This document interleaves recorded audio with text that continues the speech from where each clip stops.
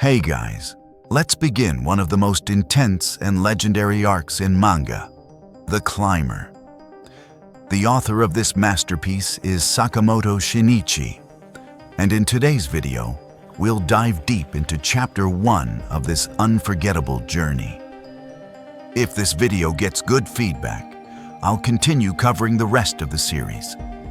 So let's get started. More thoughts at the end. Opening scene. We begin with a wide shot of Yoichi Mori's new school, perched near the northern mountains. Inside, a teacher walks beside Mori through the corridor, asking if he ever participated in extracurricular activities at his previous school. Mori remains silent. The teacher continues. Are you planning to take the college entrance exams next year? But again, Mori says nothing. The teacher tries to guess. It doesn't seem like you've decided on your future yet. But Mori just keeps walking, head low, emotionless. Inside the classroom, cut to a first-year classroom. A student forcefully grabs another with his grip strength tool and yells, "How many times have you done this to me today already?"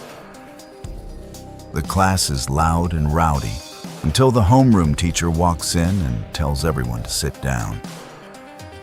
One student, clearly a troublemaker, jokes, "With that stupid grip strength, you'll never climb a mountain." The teacher interrupts. Before we begin, we have a new transfer student joining us today. He calls Mori in. Mori Buntarou enters the room. He quietly states his name, eyes lowered. A student nearby whispers to his friend Yumi, "Hey, that guy totally looks like your type." Yumi doesn't respond. Her friend walks over and nudges Mori to introduce himself more properly. Mori ignores her completely. "He's a weird one," she mutters. The teacher points out Mori's seat. Mori walks over and sits down silently. The student next to him, Miyamoto, greets him cheerfully. Mori doesn't reply. Miyamoto, annoyed, suddenly squeezes Mori's shoulder using his grip strength device. Mori flinches and grabs Miyamoto's wrist in return, squeezing back hard. The teacher yells at both of them to stop. Miyamoto backs off, and Mori lowers his gaze again. Teachers discuss Mori. In the staff room, one teacher says, "This new kid, Mori, seems like trouble." Another teacher asks, "Where did he transfer from?" "From a school in the East. Seems like he doesn't talk to anyone. Rejects interaction." The rooftop. Yumi and her friend head to class after break when they see Mori heading upstairs toward the school rooftop. Yumi calls out, "Hey Mori, class is starting soon." But he doesn't respond. He continues up. In class again. Back in the classroom, the teacher calls Mori's name, but he's not there. Miyamoto jokes, maybe he's not coming back. Yumi's friend says, "I saw him heading to the rooftop earlier." The teacher sighs, skipping class already. Miyamoto suddenly fakes a leg injury. "Sir, my leg hurts. I need to go to the infirmary." The teacher asks if he needs help. Miyamoto declines, but he's clearly planning something else. Rooftop confrontation. On the rooftop, Mori is lying down, eyes closed, soaking in the silence. Miyamoto finds him and taunts him. He jokes around, then suddenly says, "Let's climb." He points to the outer wall of the school building and begins to descend using a rope he brought. He challenges Mori, "What's with you? Already skipping class on your first day? Was your last school that bad?" Mori stays silent. "You don't talk much, huh? You do that face on purpose, don't you? So no one messes with you." Mori turns to leave, but Miyamoto stops him. "You afraid? Let's see you climb back up, without the rope." Mori refuses at first, but Miyamoto keeps taunting him. The ascent begins. Scene cuts to students inside the classroom, suddenly noticing something outside the window. They're shocked.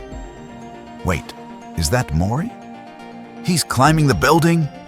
All the students rush to the window, stunned. If he slips, he's dead. No ropes. This guy's insane. Mory's climb. On the wall, Mory begins his slow climb. Sweat drips from his forehead. His arms tremble. Miyamoto watches in disbelief from above. He's climbing, with pure hand strength. He yells down, "Mory! Try jamming your hands into the pipe, or they'll slip." Mory obeys, adjusting his grip. The teacher also runs out and sees what's happening. "What are you doing? Get down from there!" Miyamoto panics. He can't come down now, he's too far up. The whole school watches as Mory climbs higher. His hands start to slip. His muscles scream, but he keeps going. The final push. With one last burst of energy, Mory plants his feet firmly on the wall and pushes upward. Everyone watches in stunned silence. He's doing it. Mory uses a heel hook to pull himself to the top. Raw, untrained technique, but full of instinct. Reaching the top. Mory finally reaches the rooftop. His hands tremble. He collapses on the ground. Miyamoto stares, breathless. The teacher storms in, furious. "Do you know what you just did? You could have died. One slip, and you're gone." Mory doesn't respond. He begins to walk away. The teacher softens his voice. Did it feel good?" Mory turns slightly. The teacher points out toward the distant mountain. "If you keep climbing like that, someday you might reach the sky." In this chapter, we see people discussing Mory's rooftop climb. Everyone is tense. The principal calls out to Miyamoto and accuses him of forcing Mory to climb. Miyamoto admits he just wanted to scare him. He never expected Mory to actually do it. The principal warns Miyamoto not to give students such dangerous ideas. Miyamoto tries to shift blame away from Onishi-sensei, but Onishi stops him. He takes responsibility and apologizes, deciding to accept the punishment. After 3 to 4 hours, Onishi reflects. He admits that even though he's a teacher, he doesn't know how to handle such a situation. He's already been warned before for climbing at the school. Miyamoto tells Mory that Onishi-sensei is actually a well-known climber in Japan. Onishi tells Miyamoto not to talk about that. This is a school, not a climbing club. Mory doesn't fully understand the conversation, but he leaves. Onishi grabs his arm and tells him to come along. They go up the school building. Onishi tells Mory, "You were climbing well. You just need more experience and skill. But did you feel it? That moment you jumped and reached up? The moment your fingers grabbed the ledge? That feeling means you're alive." Mory is surprised. Onishi asks Mory if he wants to continue climbing, suggesting they could start training together on real mountains. Mory remains silent. Onishi warns him, "If you want to keep climbing, you'll need the right path and the right gear. You can't do it alone." He asks for Mory's number. Mory replies, "I don't have a phone." "Why not?" Onishi asks. "Because I don't need friends," Mory says coldly. As Mory turns to leave, Onishi watches him go, thinking it might be better this way. At least Mory won't get hurt on the mountain. Later, we see Mory looking up at the school building again, remembering the rooftop climb. He feels a strange longing. Onishi is nearby but lets him go. Mory sets off alone with just his bag, heading into the wilderness. We see him at a rocky mountain wall. He examines the stone, places his hands on it, and starts climbing. For a moment, it seems like he's getting it, but as he reaches up, his grip slips. He falls. Flat on the ground, dazed, Mory just sits in the dirt. Miyamoto appears and asks, "Are you going to try again?" Mory doesn't respond. Miyamoto tells him, "If you don't understand what happened, then climb again. Figure it out yourself." Miyamoto walks away. Mory thinks to himself, "If I don't climb down, it's okay, I'll climb it. I'll do it alone." In the next scene, Mory is seen climbing again. He falls repeatedly. His hands are bruised, turning black. He stares at the wall, wondering, can I climb this or not? Meanwhile, at school, Miyamoto is told to register for an upcoming climbing competition. He refuses at first, but others urge him. This is a great opportunity to test his skills against other climbers. Onishi hears this and rushes in, saying, "A student from our class is climbing in the mountains right now." Everyone is alarmed. Cut to Mory again, still falling from the rock wall. Onishi arrives and grabs his hand just in time, saving him. Mory looks scared and shaken. "You can't do this alone," Onishi tells him. "If you want to climb, come with me." They go to a climbing gear shop. There, a staff member takes Mory's measurements and lets him try out a climbing harness for free. They take Mory to an indoor climbing wall. He places his foot on a hold and starts to climb. He's awkward but determined. Onishi asks, "So, how does it feel?" Mory thinks, "With this gear, I could climb that real mountain." Onishi offers to give Mory the harness, but only if Mory agrees to enter the climbing tournament happening in a week. Back at school, a test is underway. Mory is scribbling fast. Time is running out. He doesn't even write his name on the paper. The teacher collects it anyway. Miyamoto walks by and sits on Mory's desk.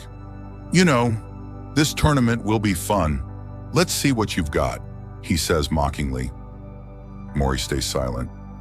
Miyamoto spreads the word that Mory will be competing.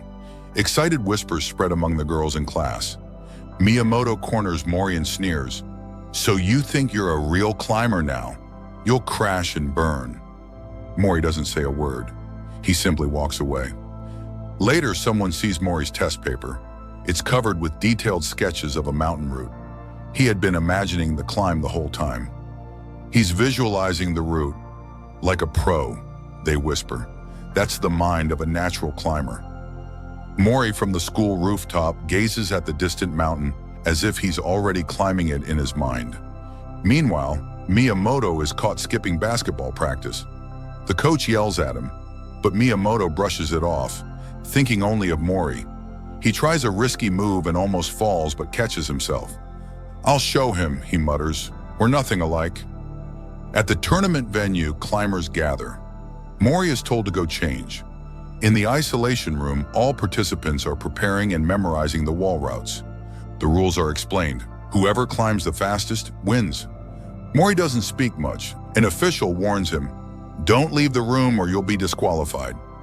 He's told to observe the route for 6 minutes. It's the only chance to memorize it. Miyamoto is seen pushing through exhaustion, training hard. Someone brings him a water bottle. He flexes like he's ready for war. A staff member announces that the observation round is about to begin. The wall is revealed. It's massive. Participants study it carefully. Miyamoto is hyped. Others look nervous. Mory stares up at the wall, quiet and focused. That wraps up chapters 2 to 5 of The Climber. Stick around for the next update. Thanks for reading.